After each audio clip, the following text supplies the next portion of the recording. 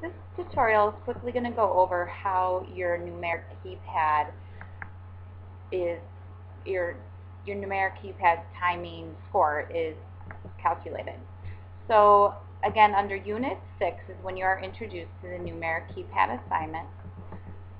You will see here that everything is going to be graded in Unit 10, but we introduce it in Unit 6 so that you have from now until week 10 to work on these timings so that your scores can get better.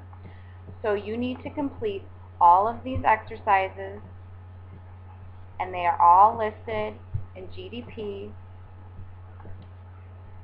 in Part 1 under Lesson 20. You need to complete all of these exercises here.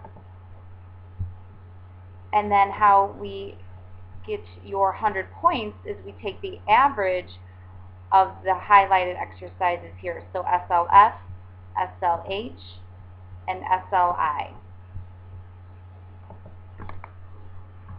So those three timings are listed under the timed practice here.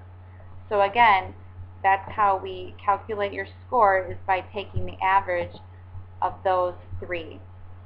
And we will do that in Unit 10.